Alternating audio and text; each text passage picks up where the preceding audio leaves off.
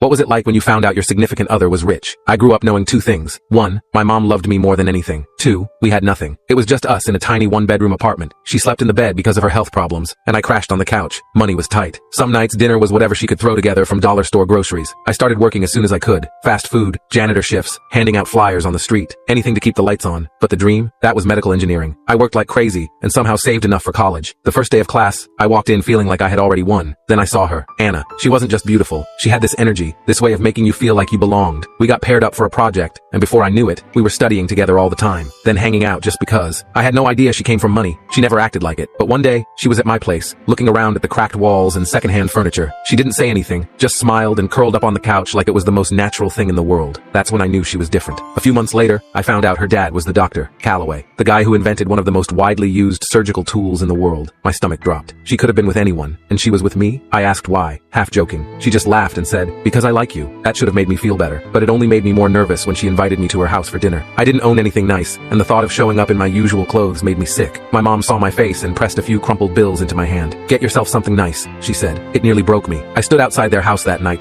staring at the biggest home I had ever seen. The driveway was long enough to fit my entire apartment complex. When the door opened, her dad looked exactly like I expected. Tall, serious, the kind of guy who made million-dollar decisions before lunch. He nodded at me. "Come in." Dinner was tense. Her dad watched me like I was an equation he was trying to solve. Then he asked what I was studying. I told him about medical engineering, how I wanted to help people like my mom, how I had worked 3 jobs to get here. He didn't say anything at first. Then, slowly, he nodded. "That's impressive," he said. I thought that was the end of it, but later that night he pulled me aside, told me if I ever needed help, I should come to him, offered me an internship. I didn't believe it at first, but he meant it. Over time, he became like the dad I never had. He gave me advice, taught me how to navigate the world in ways I had never learned. He even started inviting my mom over for dinner, treating her like family. On my birthday, they all came to our place. For the first time, it felt like we weren't just surviving. Graduation came, and I finished with honors. True to his word, he got me an entry-level job that paid enough for my mom and me to move into a 2-bedroom apartment. For the first time, we both had a real bed. Then came the moment I had been dreading. I pulled him aside one night, heart pounding. "Sir, my throat dried up. I'd like to ask for your daughter's hand in marriage." He stared at me for a long second, then burst out laughing. A deep, booming laugh that made my stomach drop. He clapped me on the back. "Took you long enough. I was wondering when you were going to grow the balls to ask her." I had spent my whole life wondering what having a dad would feel like. Turns out, it felt exactly like this.